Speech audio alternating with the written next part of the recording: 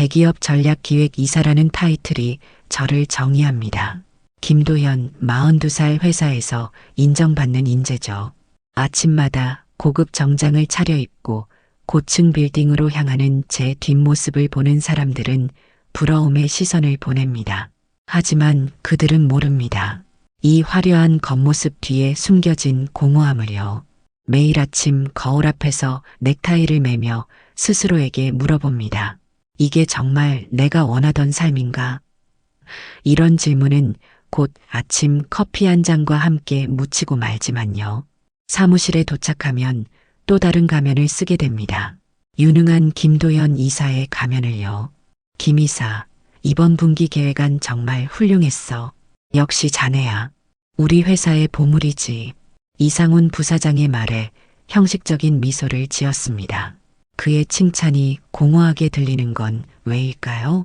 아마도 그가 어제 법인카드로 내 연녀와 고급 레스토랑에서 식사한 내역을 내가 결제했기 때문일 겁니다.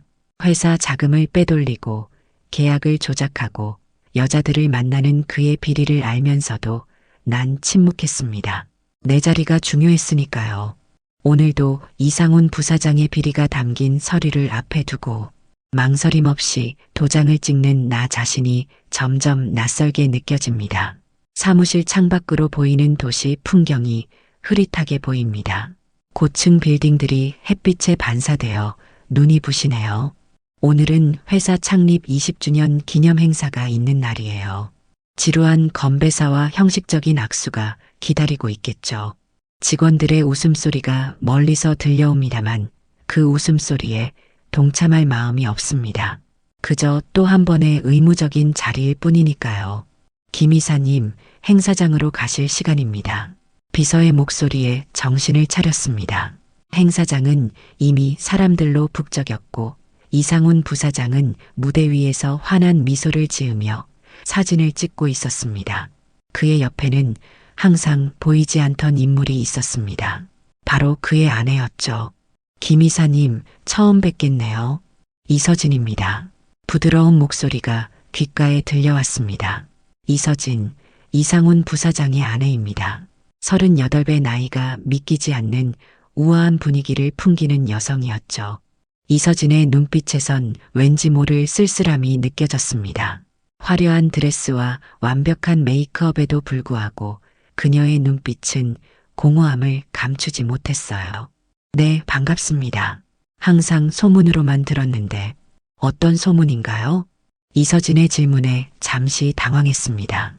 이서진은 미소를 지으며 제 반응을 지켜보고 있었어요. 그 눈빛에서 나는 단순한 호기심 이상의 무언가를 느꼈습니다. 아, 부사장님의 자랑을 많이 들었다는 뜻입니다. 항상 행복한 가정에 대해 말씀하시곤 하셔서요. 그렇군요. 남편은 항상 자신의 이야기만 하나 봐요. 그것도 듣는 사람이 듣고 싶어하는 버전으로만. 그 말엔 냉랭함이 스며 있었습니다. 순간 우리의 눈이 마주쳤고 서로의 진심을 읽은 듯한 기분이 들었습니다. 우리의 대화는 짧게 끝났지만 왠지 이서진의 목소리가 귓가에서 맴돌았습니다. 그날 밤 화려한 불빛 아래서 웃고 있는 사람들 사이에서 나는 처음으로 의문을 품었습니다. 이 모든 성공과 인정이 과연 내가 원하던 것인지, 그리고 이서진은 왜 그런 쓸쓸한 눈빛을 하고 있었는지. 일주일이 지났을까요? 이상훈 부사장에게서 전화가 왔습니다. 목소리에는 어떤 급함이 묻어 있었습니다. 평소와는 다른 톤이었죠. 도연아, 오늘 저녁 우리 집에서 간단히 식사나 하지. 중요한 얘기도 있고 9시까지 오면 돼. 부사장의 집으로 초대받는 건 처음이었습니다. 퇴근 후 차를 몰고 가는 내내 불안한 마음이 들었습니다. 무슨 이야기를 하려는 걸까요? 혹시 내가 모르는 사이에 그의 비리에 뭔가 잘못된 일이 생긴 걸까요? 화려한 외관의 저택 앞에 서니 이상훈. 부사장의 탐욕이 어디서 비롯되었는지 짐작할 수 있었어요. 이 모든 걸 유지하기 위해 그가 얼마나 많은 비리를 저질러야 했을지 생각만 해도 아찔했습니다. 초인종을 누르자 문을 열고 이서진이 맞이했습니다. 회사 행사에서 보았던 것보다 더 아름다웠습니다. 화려한 드레스 대신 간단한 홈웨어 차림이었지만 그것이 오히려 그녀의 자연스러운 아름다움을 더 돋보이게 했어요. 어서 오세요. 남편이 곧 내려올 거예요. 와인 한 잔 드실래요? 이서진은 마치 이 집의 주인이 아닌 것처럼 어색하게 웃고 있었습니다. 집안 분위기에서는 따뜻함이 느껴지지 않았어요. 마치 전시장 같았죠. 모든 것이 완벽하게 정돈되어 있었지만 실제로 사는 집 같지는 않았습니다. 식탁에 앉아 와인을 마시며 우리는 이상훈 부사장을 기다렸습니다. 침묵이 흐르는 가운데 이서진의 표정은 점점 더 냉랭해졌어요. 남편이 항상 늦네요. 익숙해지셔야 할 거예요. 그녀의 목소리에는 체념이 묻어 있었습니다. 그때 이상훈 부사장이 계단을 내려오는 소리가 들렸습니다. 미안, 회사 일로 늦었어. 도현 왔구나. 이상훈 부사장은 이서진에게는 눈길도 주지 않고 바로 식탁으로 향했습니다. 식사가 시작되었고 이상훈 부사장은 와인을 연거푸 마시며 이야기를 시작했습니다. 도연아, 이번에 서아시아 계약건 어떻게든 성사시켜야 해. 위에서도 압박이 심하고 너만 믿는다.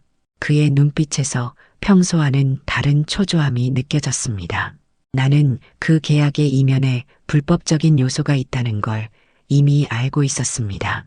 리베이트 문제, 인허가 과정의 불법성, 모든 게 위험했습니다. 네, 부사장님, 최선을 다하겠습니다. 입에서 자동으로 나온 대답이었습니다. 겉으로는 고분고분했지만 속으로는 깊은 회의감이 밀려왔습니다. 또다시 선을 넘는구나, 김도연.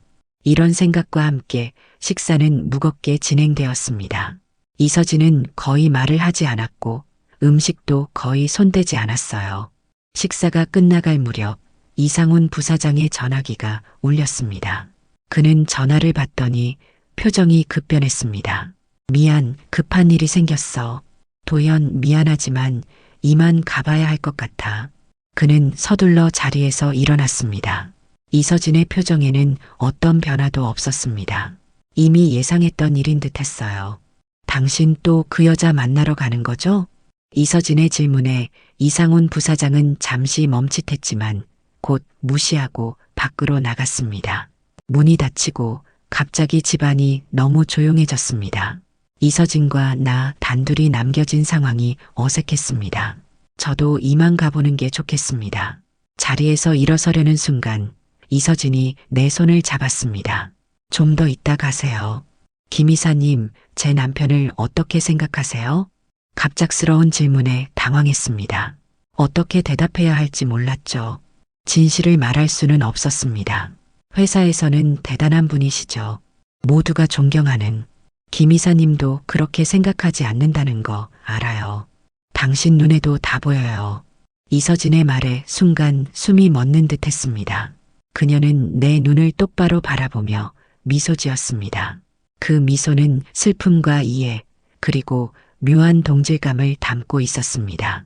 우린 모두 가면을 쓰고 살아가는 거예요. 그렇죠?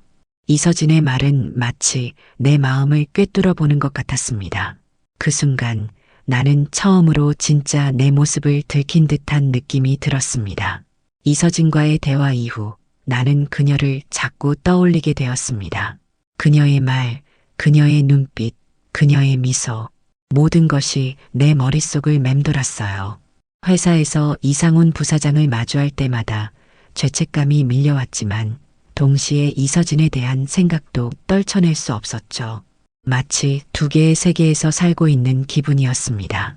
한쪽은 항상 타협하고 가면을 쓰는 회사의 김도연 이사, 다른 한쪽은 이서진과 나눈 짧은 대화에서 느낀 진정성을 갈망하는 진짜 김도연.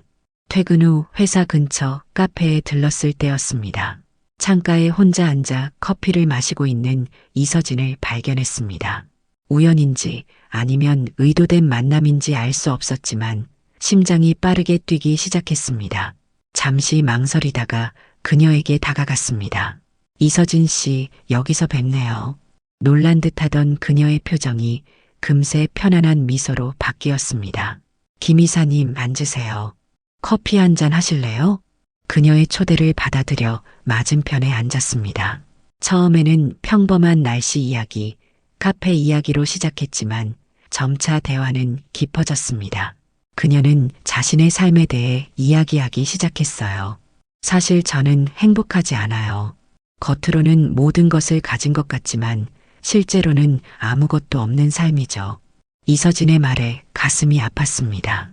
그녀의 눈에 맺힌 눈물을 보며 무슨 말을 해야 할지 몰랐습니다. 내 남편은 회사를 위해 살아요. 아니, 자기 돈을 더 많이 벌기 위해 사는 거겠죠. 난 그저 좋은 배경이 필요해서 결혼한 사람이에요. 그에게 난 이상적인 부사장 아내의 이미지였을 뿐이죠. 이서진의 솔직한 고백에 나도 모르게 내 이야기를 하기 시작했습니다. 회사에서의 타협, 양심의 저버림, 공허한 성공. 평소에는 누구에게도 하지 않던 이야기들이 술술 나왔어요. 우리는 참 비슷하네요. 이서진이 미소 지으며 말했습니다. 그 순간 우리는 서로에게서 자신의 모습을 발견한 것 같았습니다. 외로움과 공허함을 공유하는 두 영혼의 만남이었죠. 그날 이후로 우리는 종종 우연히 만났습니다. 미술관에서, 공원에서, 때로는 도시 외곽의 조용한 카페에서 매번 만날 때마다 우리는 더 많은 이야기를 나누었고 서로에 대해 더 깊이 알아갔습니다. 어느 비 오는 날 우리는 도시 외곽의 한적한 펜션에서 만났습니다. 빗소리를 들으며 와인을 마시고 있었죠.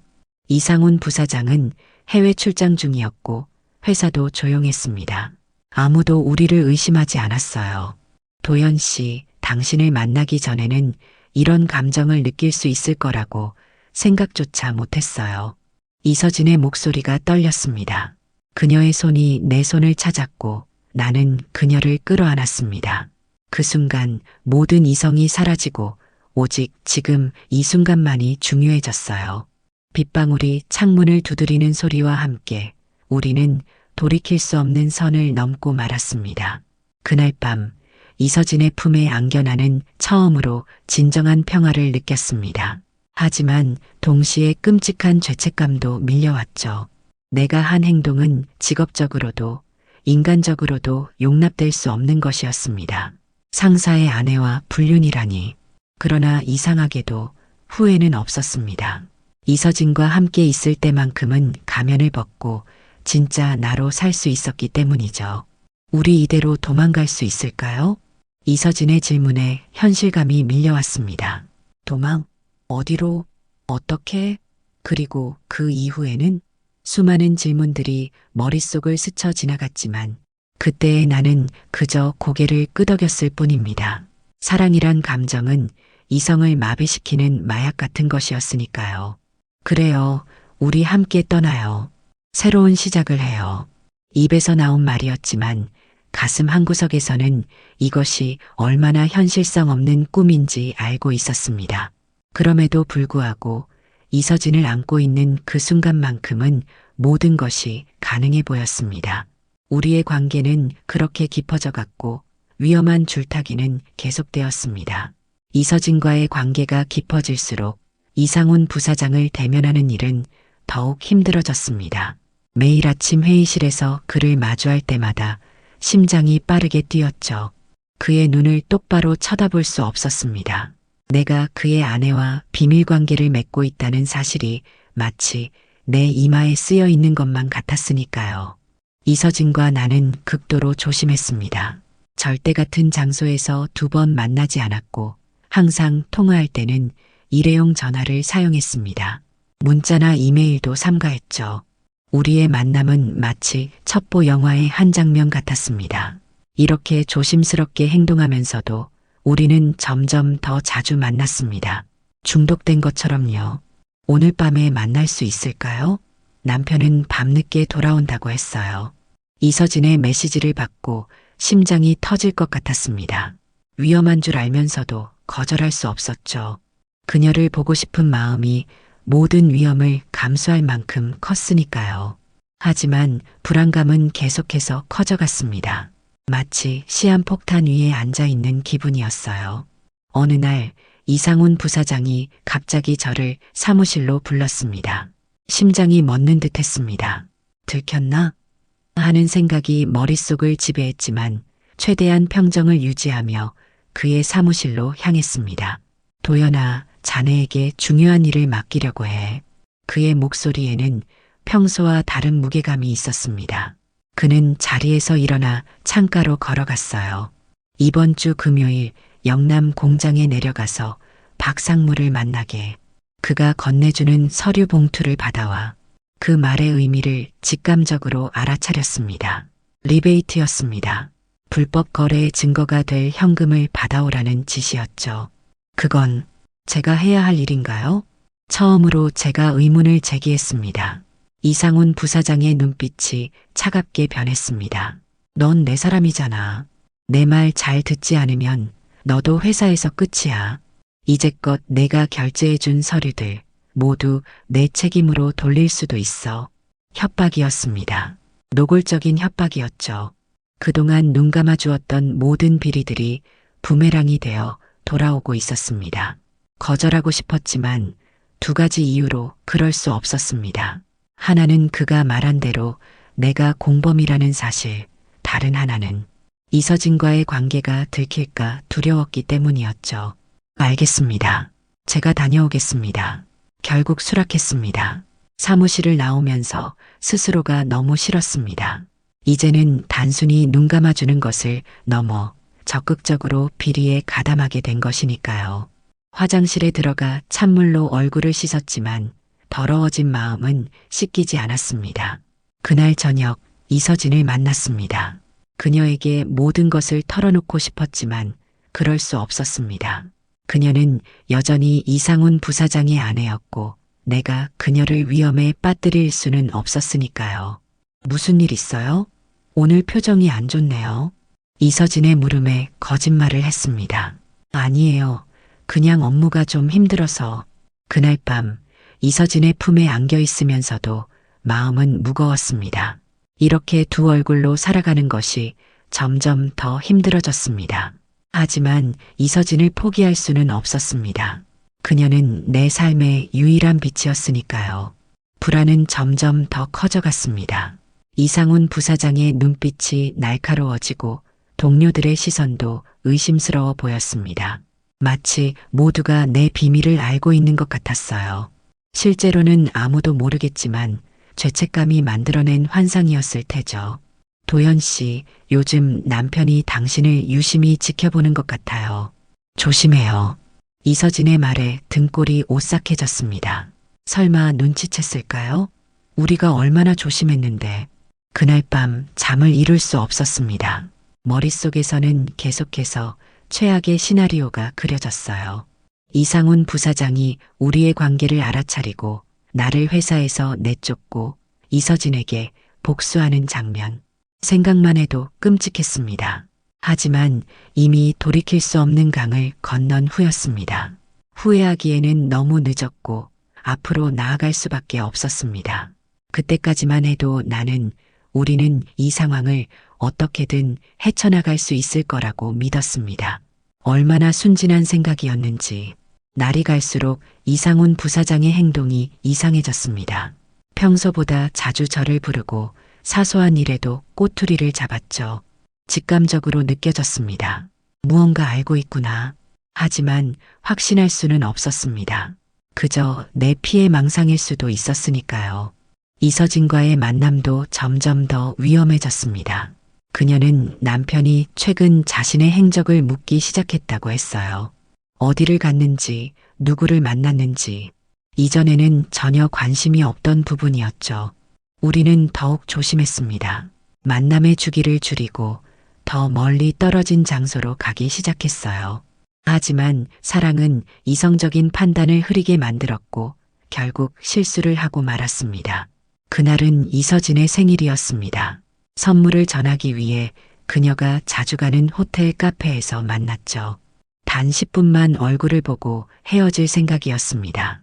하지만 그 짧은 시간이 우리의 운명을 바꾸어 놓았어요. 생일 축하해요. 작은 선물 상자를 건네며 말했습니다. 이서진의 얼굴에 환한 미소가 번졌습니다. 그녀는 상자를 열어 목걸이를 꺼내 보았어요. 정말 아름다워요. 도연 씨, 그녀의 눈에 눈물이 맺혔습니다. 순간적으로 그녀의 손을 잡았고 우리는 서로를 바라보았습니다. 그 순간 카메라 셔터 소리가 들린 것 같았지만 신경 쓰지 않았습니다. 호텔 로비에는 항상 관광객들이 많으니까요. 그로부터 3일 후 회사에서 이상한 분위기를 느꼈습니다. 동료들이 저를 보는 시선이 달라졌어요. 수군거림이 들렸고 갑자기 조용해지는 상황이 반복되었습니다. 뭔가 잘못됐다는 예감이 들었죠. 오후 5시 퇴근 시간이 다가올 무렵 이상훈 부사장이 제 사무실로 들어왔습니다. 그의 표정은 너무나 차가웠고 눈빛에는 증오가 가득했습니다. 내 사무실로 와. 단 한마디를 남기고 그는 돌아섰습니다. 심장이 목구멍까지 차올랐습니다. 이제 끝이구나. 이 생각과 함께 그의 사무실로 향했습니다. 다리가 떨려 제대로 걷기 힘들 정도였어요. 그의 사무실에 들어서자 이상훈 부사장은 자리에 앉아 있었습니다. 테이블 위에는 갈색 봉투 하나가 놓여 있었죠. 앉아. 그의 명령에 따라 자리에 앉았습니다. 이상훈 부사장은 봉투를 밀어내게 건넸습니다. 열어봐. 떨리는 손으로 봉투를 열었습니다. 안에는 여러 장의 사진이 들어 있었어요. 이서진과 제가 함께 있는 모습, 손을 잡고 있는 모습, 그리고 가장 충격적인 것은 그 호텔 카페에서 찍힌 사진이었습니다. 그날 셔터 소리는 환청이 아니었던 거죠. 누군가가 우리를 미행하고 있었던 겁니다. 내가 믿었던 놈이 날 배신해? 이상훈 부사장의 목소리는 떨리고 있었습니다. 분노와 배신감이 섞인 음성이었죠. 설명할 수 있습니다. 나직한 목소리로 말했지만 사실 무슨 말을 해야 할지 몰랐습니다. 설명할 방법이 있었을까요?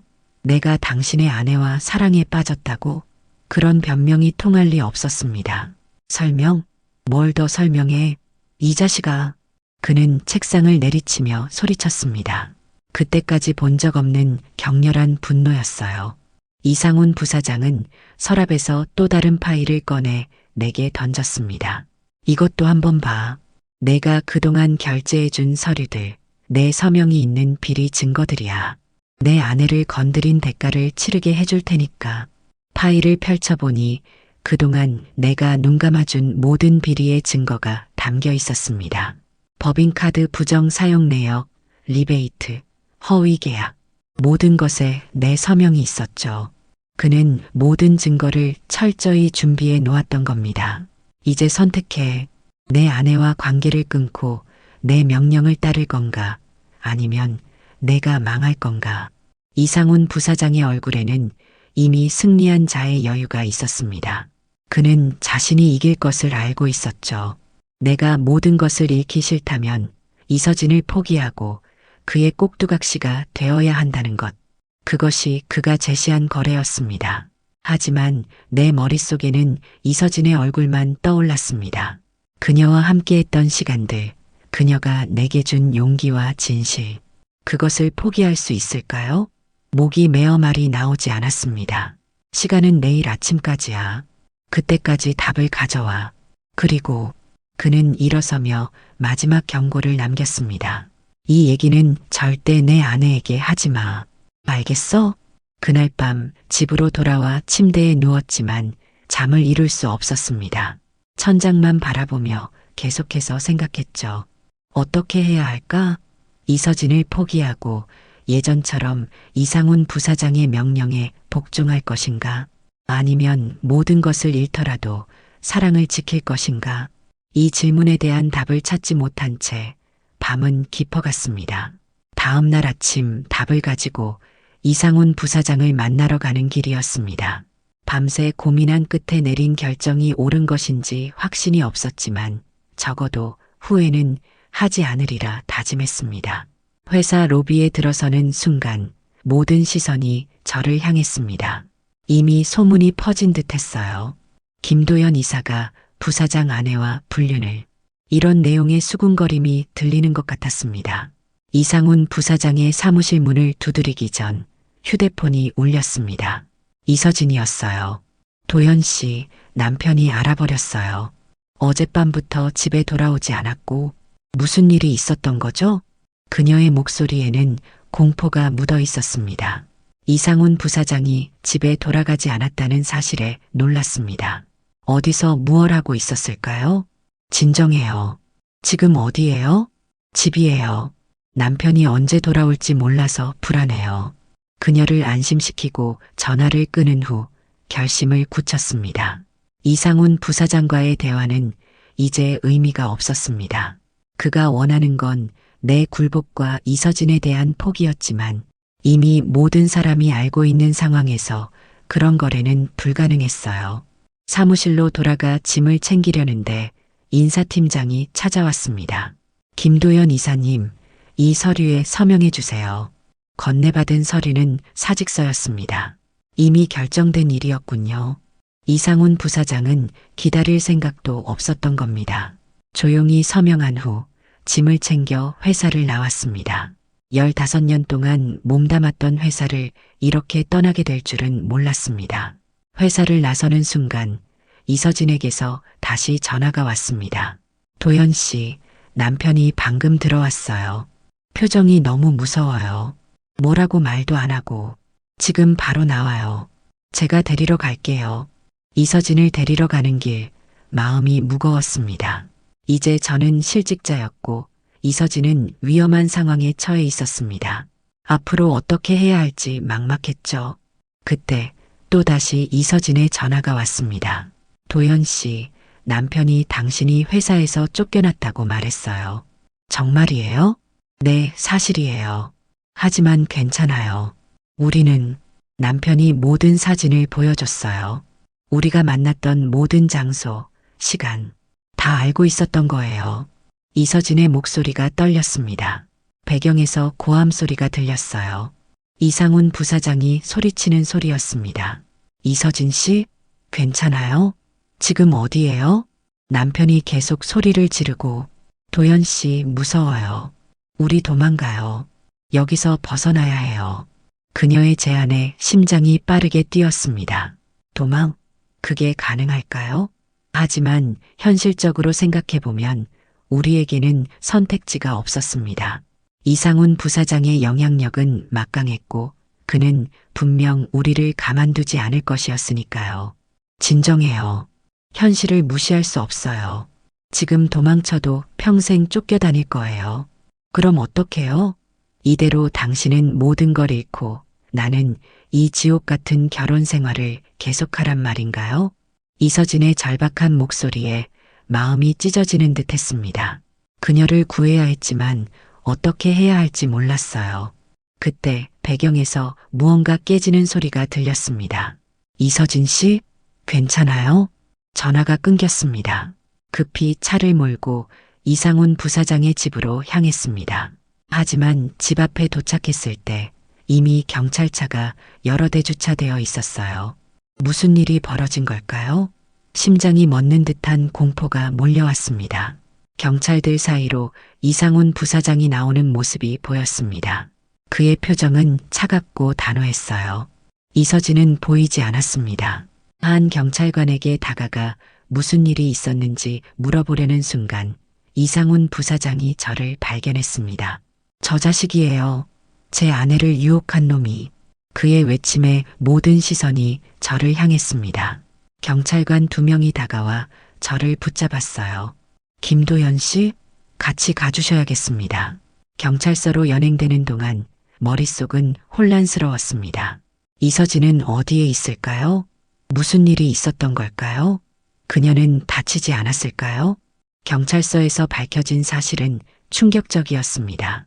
이상훈 부사장은 이서진을 폭행한 혐의로 고소되었지만 그는 이를 부인하며 오히려 나를 가리켜 자신의 가정을 파괴한 장본인이라고 주장했습니다. 더 충격적인 것은 이서진이 집을 나가 행방불명됐다는 사실이었죠. 그날 밤 경찰 조사를 마치고 풀려난 후 저는 이서진에게 연락을 시도했지만 그녀는 전화를 받지 않았습니다. 그녀가 어디로 갔는지 무슨 생각을 하고 있는지 전혀 알 수 없었어요. 그저 그녀가 안전하기만을 바랄 뿐이었습니다. 집으로 돌아와 소파에 앉았습니다. 창밖으로 비가 내리기 시작했어요. 하루 만에 모든 것을 잃었습니다. 직장, 명예, 그리고 사랑까지. 이제 남은 것은 무엇일까요? 공허함과 후회뿐이었습니다. 하지만 그때 머릿속에서 무언가 번뜩였습니다.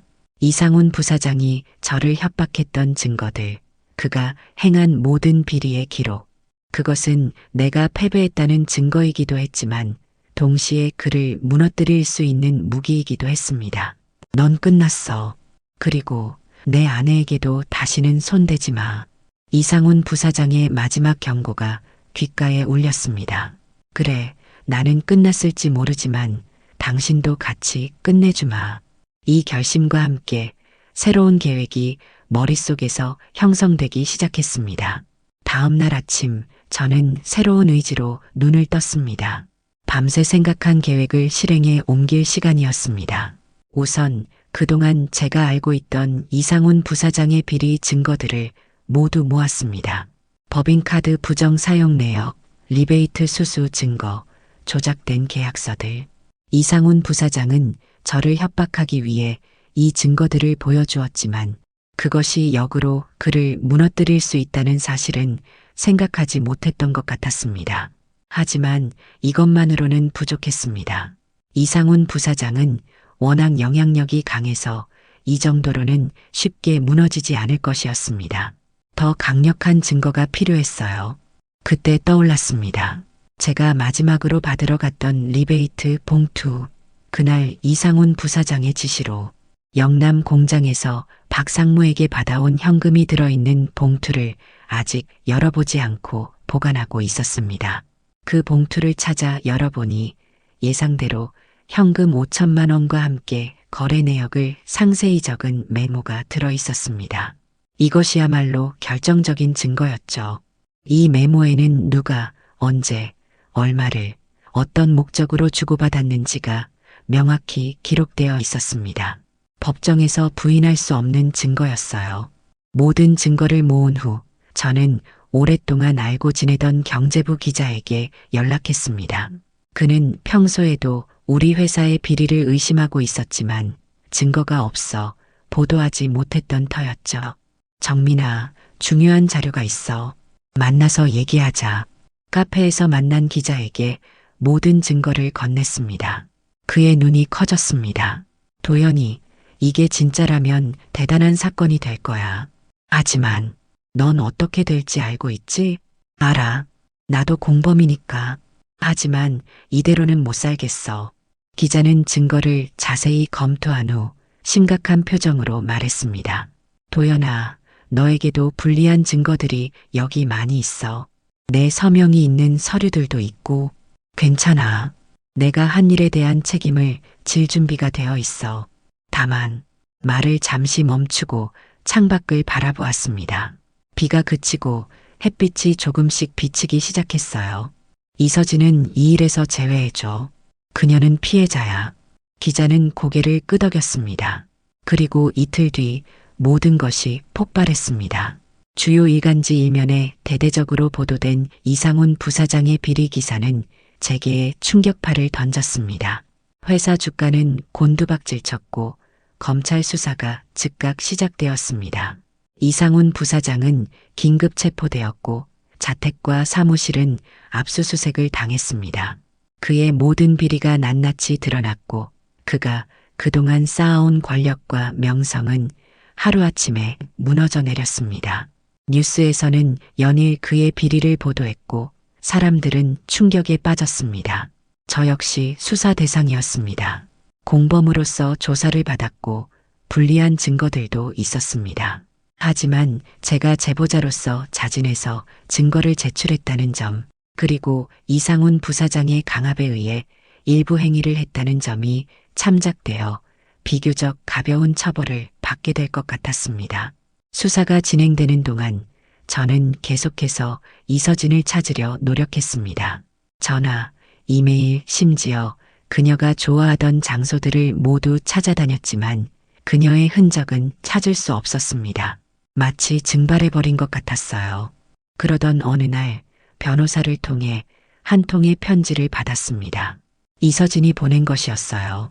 도연 씨, 미안해요. 모든 일이 이렇게 될 줄은 몰랐어요. 나는 미국으로 떠났어요. 여기서 새 삶을 시작할 거예요. 당신도 새로운 시작을 하길 바랍니다. 그동안 고마웠어요. 당신과 함께한 시간은 내 인생에서 가장 행복한 순간들이었어요. 하지만 우리는 이제 각자의 길을 가야 할 것 같아요. 언젠가 또 만날 수 있길 바랍니다. 마이너스 이서진. 편지를 읽으며 눈물이 흘렀습니다. 이서진은 떠났고 우리는 다시는 만날 수 없게 되었지만 적어도 그녀는 안전하다는 생각에 위안을 얻었습니다. 그녀가 새로운 삶을 시작할 수 있게 된 것은 다행이었습니다. 수사는 계속되었고 회사는 더 큰 혼란에 빠졌습니다. 이상훈 부사장뿐만 아니라 다른 경영진들의 비리도 연이어 드러났고 회사 전체가 대대적인 구조조정을 겪게 되었습니다. 모든 것이 변하고 있었어요.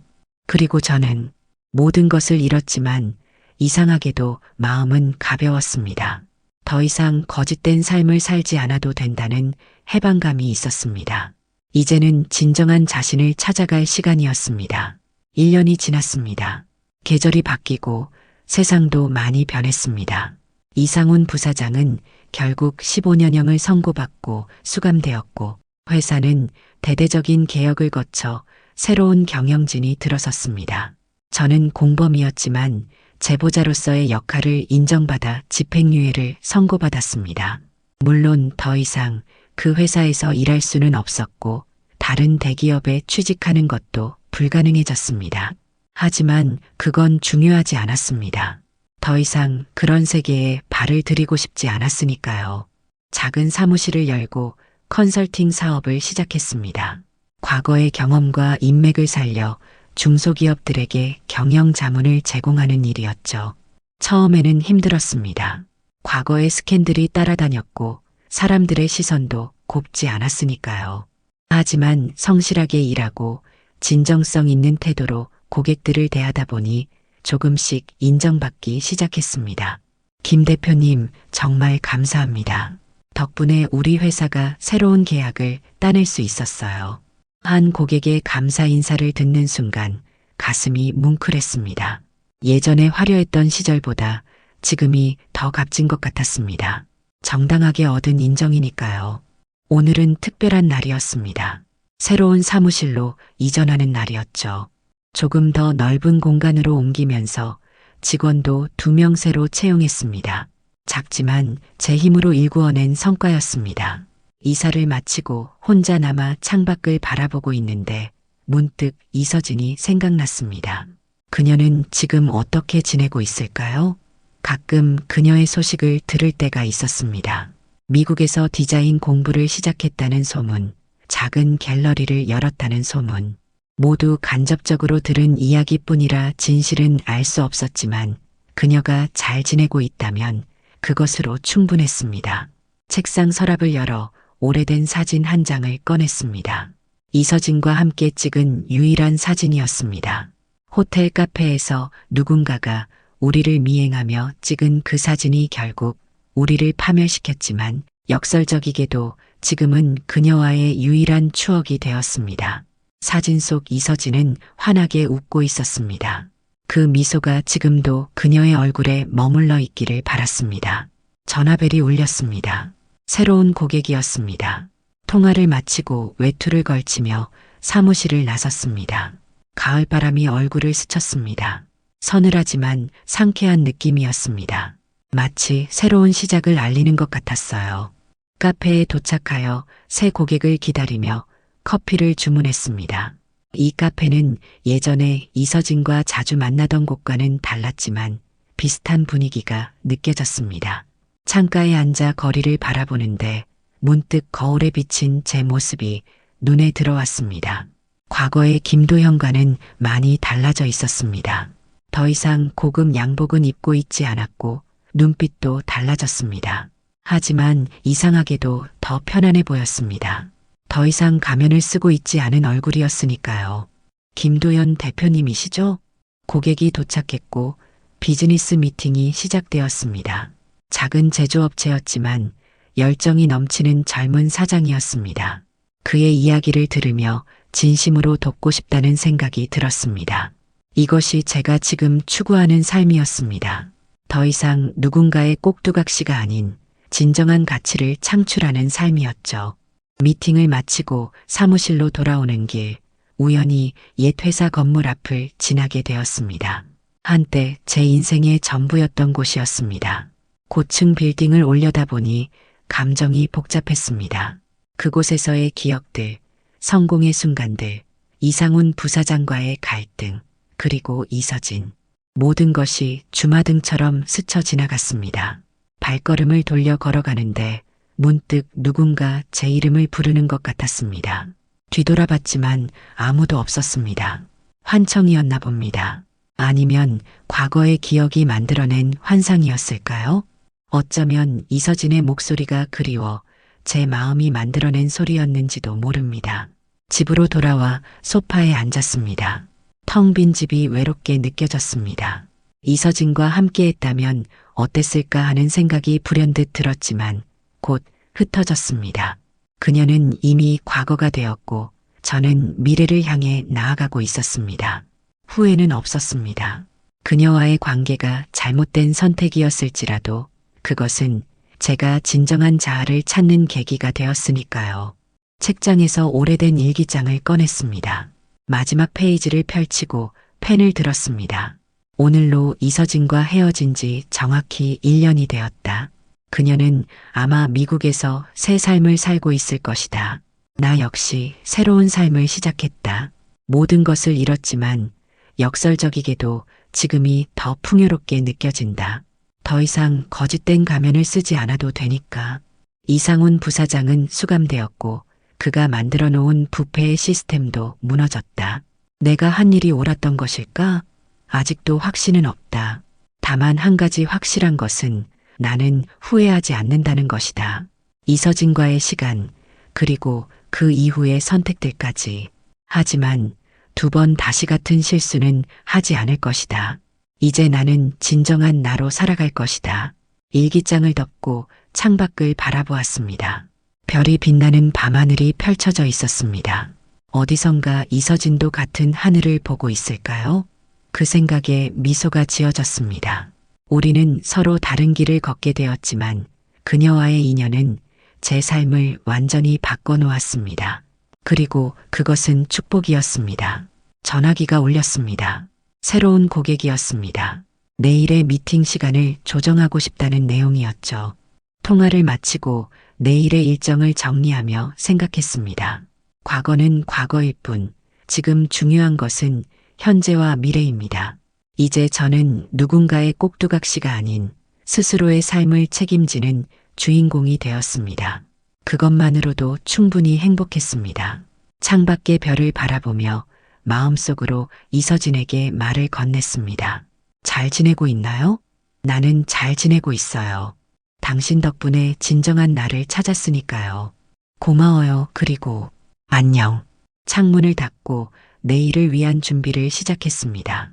새로운 하루, 새로운 도전이 기다리고 있었으니까요. 이제 저는 더 이상 뒤를 돌아보지 않을 것입니다. 오직 앞만 보고 나아갈 것입니다. 그것이 제가 이 모든 경험을 통해 배운 가장 중요한 교훈이었으니까요. 파국적인 선택이 가져온 결과였지만 역설적이게도 그것이 저를 자유롭게 해주었습니다. 이제는 진정한 의미의 성공을 향해 나아갈 시간이었습니다. 더 이상 타인의 기대나 사회적 지위를 위한 것이 아닌 제 자신을 위한 성공을요.